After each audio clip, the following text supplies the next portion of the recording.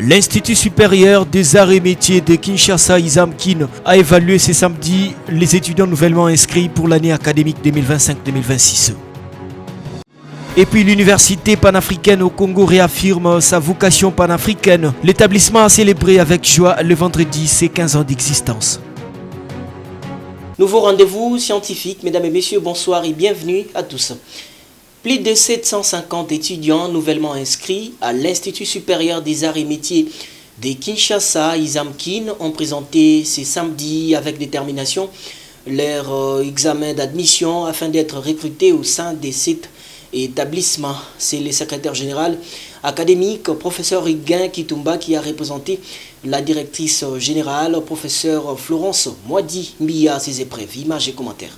Le concours est organisé par le comité de gestion dirigé par la révérende sœur Florence Mbia Moadi, qui tient à ce que tout se passe bien, à ce que les objectifs psychopédagogiques assignés à ce concours soient atteints. Voilà pourquoi nous avons invité les candidats à mettre du sérieux pour répondre au questionnaire qui leur est soumis. C'est un questionnaire composé de 3 parties, une partie pour les Français, une partie pour la culture générale, une autre partie pour la technique.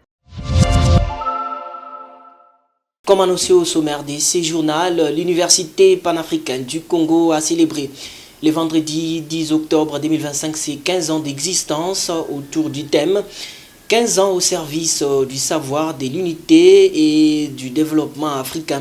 En présence des différentes autorités, professeurs et autres invités, l'UPAC a réaffirmé sa vocation panafricaine, sa qualité d'enseignement et son système licence, master et doctorat en RDC. Dis merci Bobo Mouyala.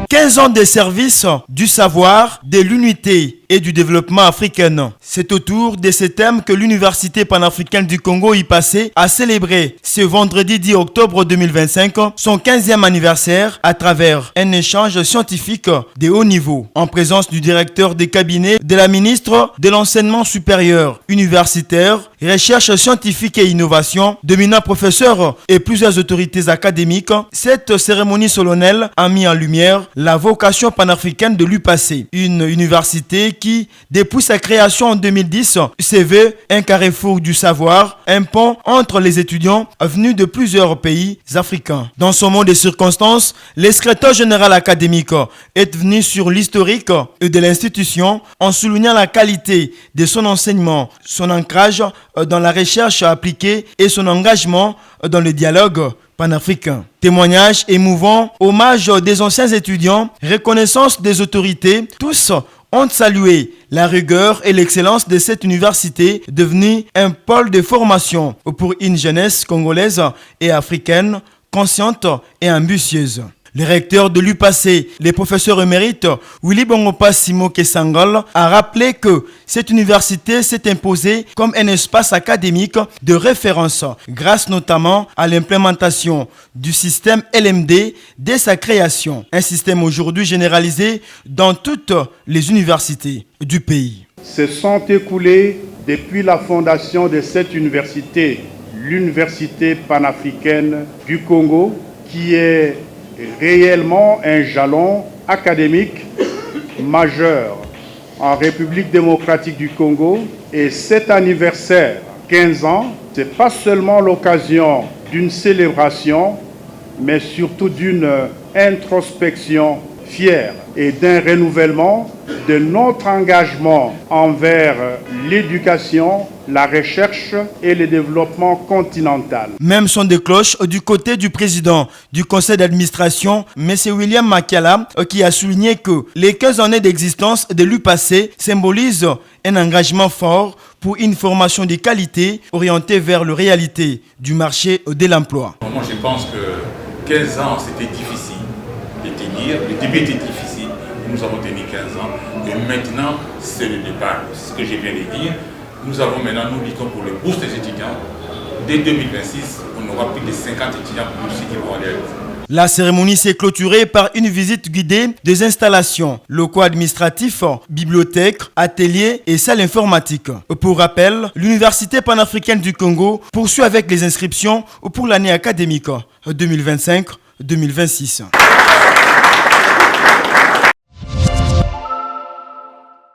Mesdames, Messieurs, l'actualité de ce samedi est dominée par la Journée internationale de la fille, célébrée chaque 11 octobre. La journée vise à promouvoir l'éducation, la santé, la protection et l'égalité des chances pour toutes les filles, peu importe leur origine. C'est samedi 11 octobre 2025.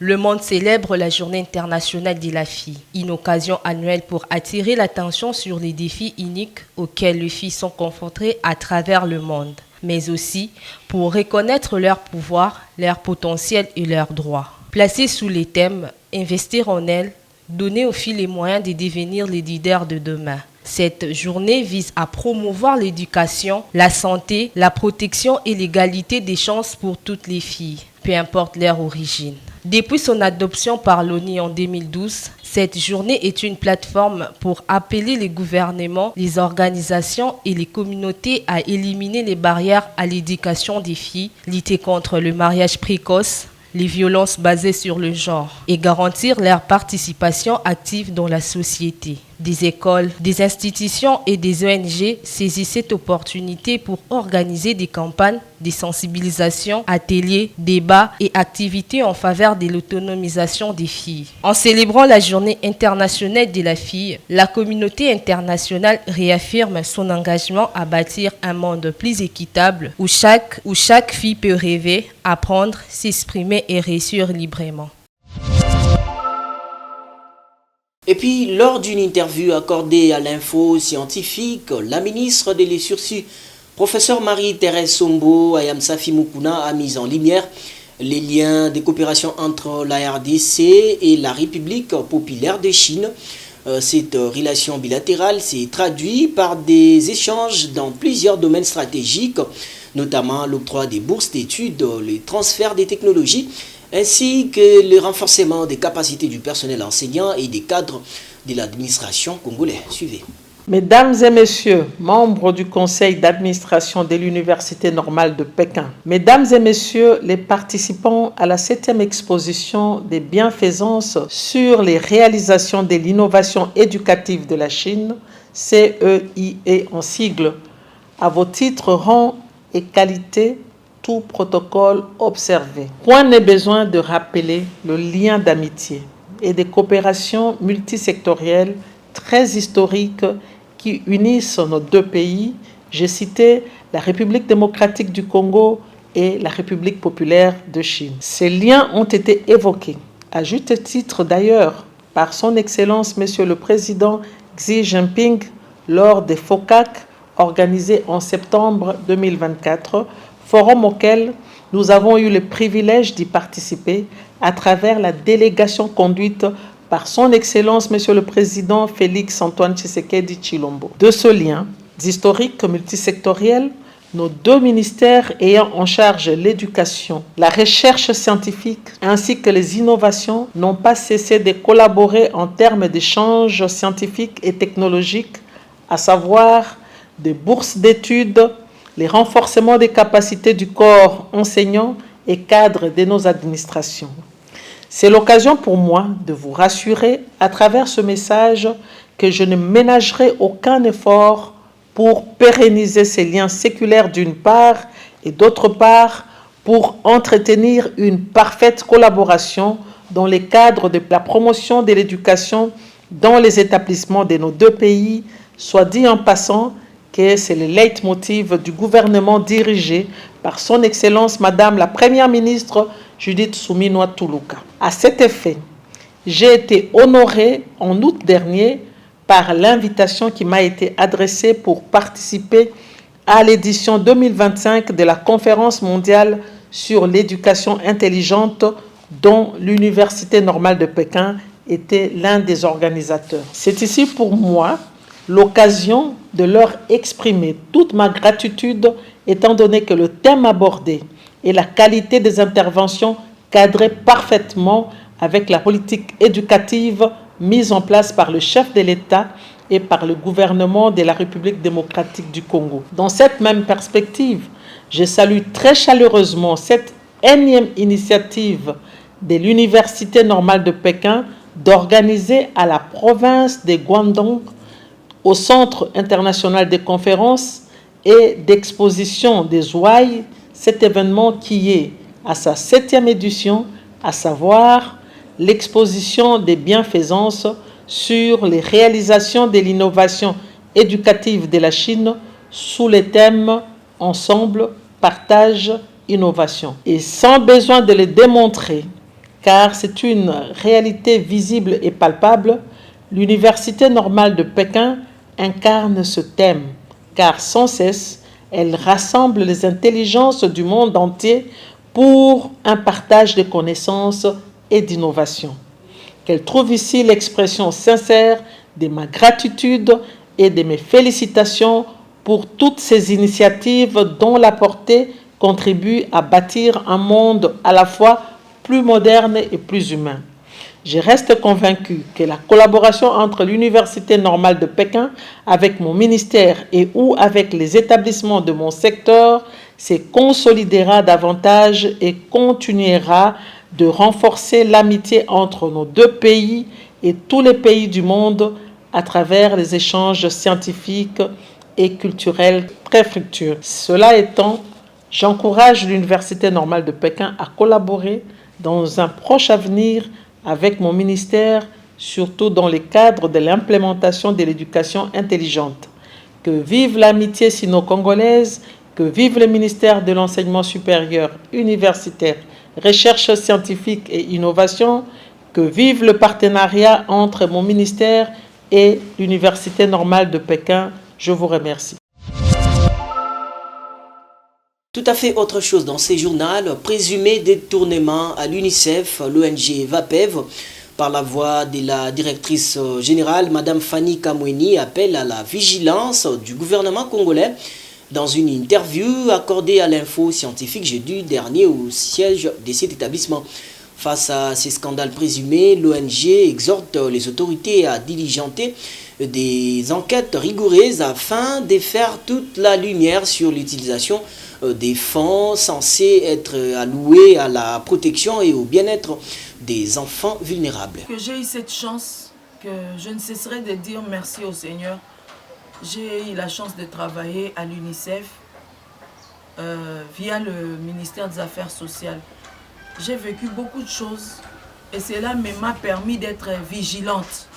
Ce qui fait que quand il y a affaire de fonds qui arrivent, même si je n'entrerai pas en possession de cet argent, j'aime bien savoir ça va où, c'est destiné à quoi.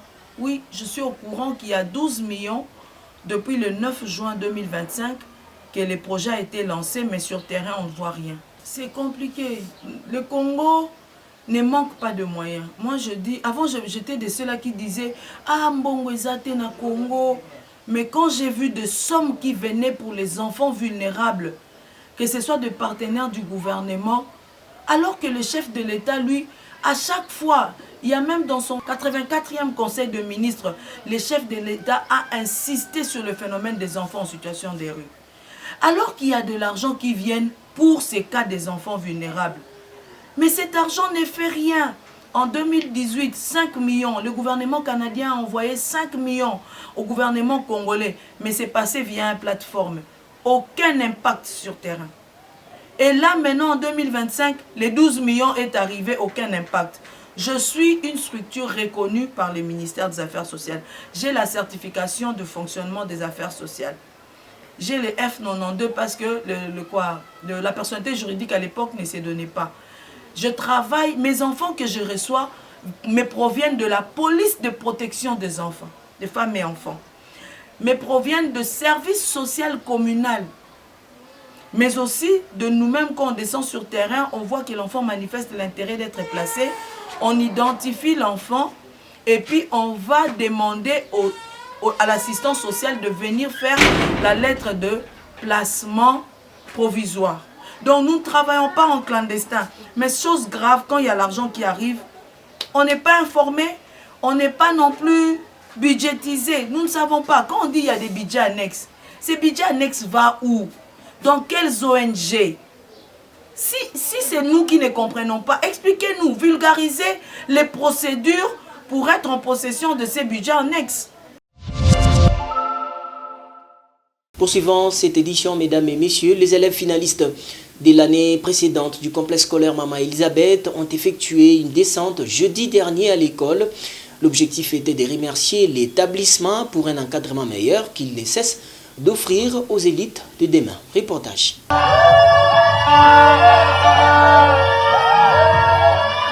C'est jeudi matin, aux environs de 10h30, le complexe scolaire Maman Elisabeth a connu une ambiance particulière. Les anciens finalistes de l'année scolaire précédente ont effectué une descente surprise dans l'enceinte de l'établissement, marquant symboliquement la libération des élèves en guise de reconnaissance pour la qualité de l'encadrement reçu. C'est une manière de remercier l'école pour le travail qu'elle abat chaque année, a déclaré Chucha Momini, élève de 8e, visiblement impressionné par l'initiative. Moi, je suis très contente premièrement de cette délibération que nos aînés sont venus tous pour nous honorer. Donc, je suis très contente pour ça. Oui, c'est très important parce qu'ils viennent nous montrer ce qu'ils ont pu faire dans des épreuves, des examens et des dissertations. Donc, ils ont montré vraiment qu'ils ont vraiment embouti un bon travail. Cette action spontanée témoigne de l'attachement et de la gratitude des anciens élèves envers leur alma mater, connue pour sa rigueur et son engagement dans la formation des élites de demain. La célébration s'est déroulée dans les calmes, sous l'œil attentif du préfet des études, M. José Nguindou, et du comité de gestion garantissant les bons déroulements des activités scolaires. Je vous propose à présent de suivre l'Institut supérieur de gestion de Kinshasa ISGKIN, où les frais académiques sont fixés à $35 par trimestre. L'établissement procède jusqu'à présent aux inscriptions de nouveaux étudiants pour la nouvelle année académique.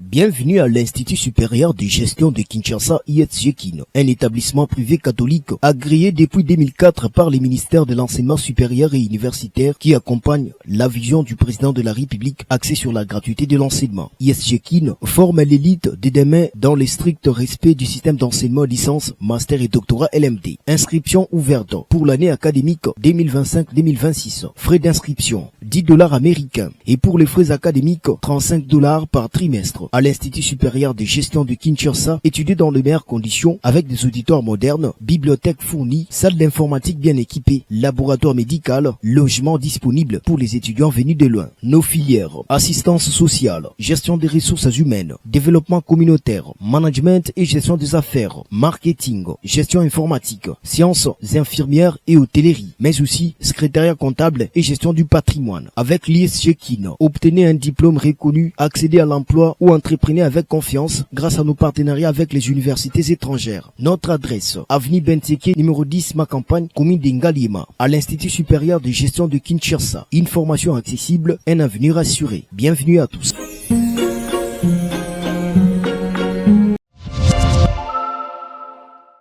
Rendons-nous à présent à l'Université pédagogique nationale où le chef de travaux Pistis Mbala Sinza a soutenu publiquement mercredi dernier sa thèse de doctorat en sciences politiques, thèse intitulée « Enjeux et défis de la démocratie face à la dynamique de la communauté internationale en RDC de 2003 à 2007 ». Ce travail met en lumière la crise d'autogestion persistante en RDC et appelle à un leadership fort et adapté à la culture du pays. Monsieur le chef de travaux, Mbala Sinza Pistis, a réussi à l'ensemble de l'épreuve avec la mention la plus grande distinction. Enjeux et défis de la démocratie face à la dynamique de la communauté internationale en République démocratique du Congo de 2003 à 2007, c'est le thème de la thèse de doctorat soutenue publiquement par le chef des travaux Pistis Mbala Sinza à la faculté des sciences sociales, administratives et politiques de l'Université pédagogique nationale le mercredi dernier. La soutenance s'est tenue devant un jury prestigieux présidé par le professeur Étienne Ngoua. Ce travail s'inscrit dans le contexte de la reconfiguration de l'ordre mondial consécutive à la chute du mur de Berlin en 1989 et à la fin de la guerre froide.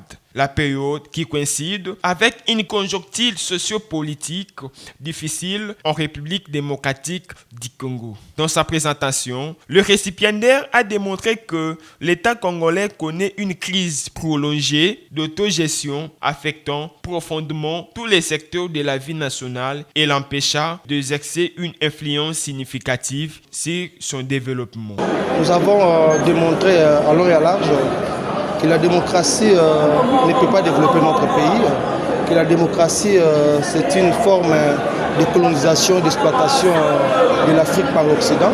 Autrefois, ils ont utilisé la civilisation, autrefois, ils ont utilisé la colonisation. Aujourd'hui, parce que le peuple essaie un peu de voir clair, ils ont utilisé un autre concept qu'on appelle la démocratie. Tout ça dans l'objectif de dominer, d'exploiter le Congolais, mais également leurs matières premières. Et donc nous proposons que, puisque nous avons déjà la démocratie, mais nous devons partir de cette démocratie pour créer un régime fort, un régime éclairé, un régime qui doit formellement répondre aux aspirations du peuple congolais, répondre aux aspirations des autochtones et un régime qui fera ce que notre pays soit développé. À l'issue de la séance des questions-réponses, le nouveau docteur s'est vu décerner les insignes et le diplôme de grade académique, consacrant son accession au titre de docteur en sciences politiques. Dans ses recommandations, le docteur Mbala a souligné la nécessité pour la RDC de forger une démocratie ancrée dans sa culture, appuyée par un leadership fort, responsable et visionnaire.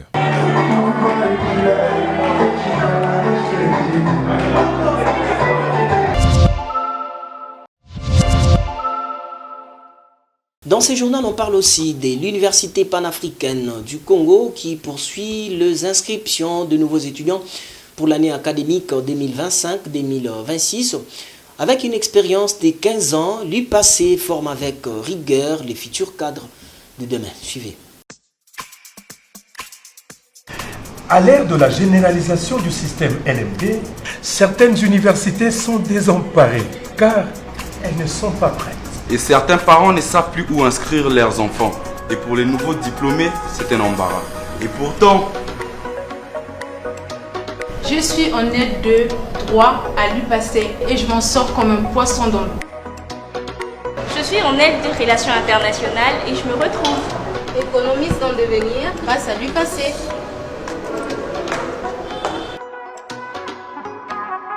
LMD, c'est ici. LMD, c'est l'UPAC. Pas d'hésitation ni tergiversation, l'UPAC vous attend.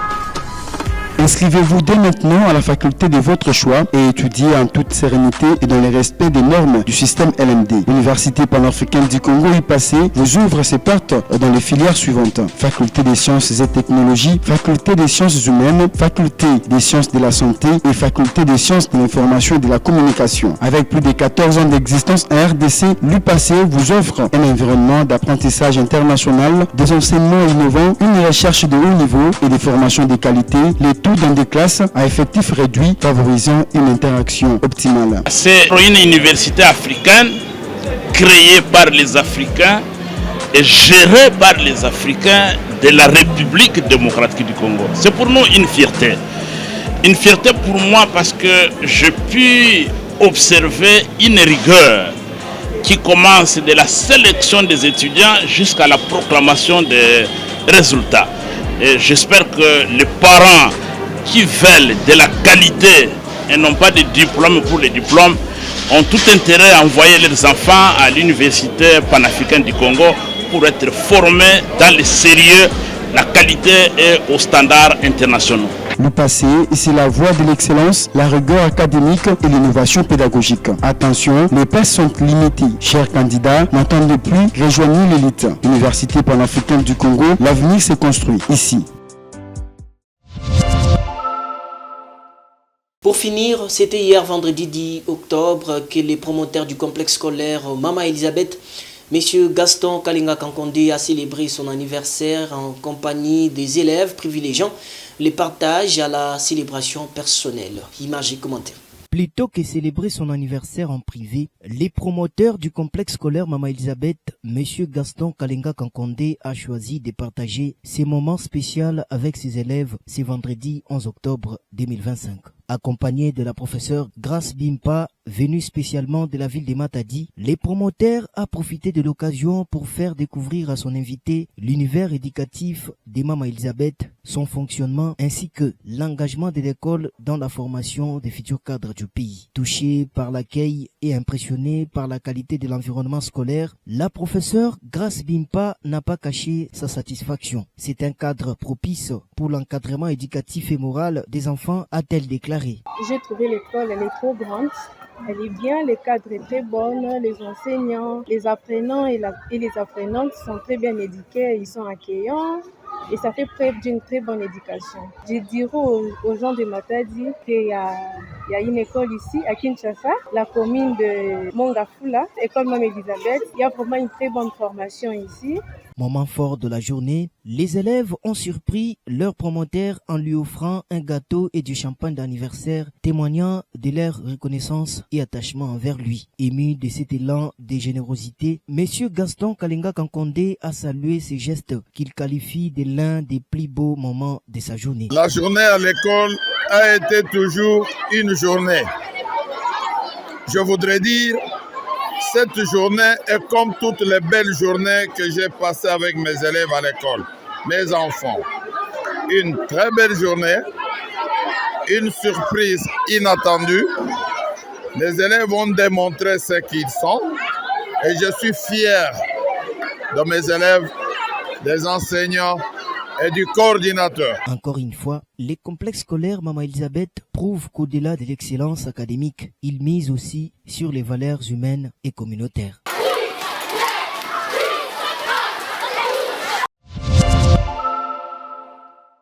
Fin de ces journaux, je vous en rappelle les titres.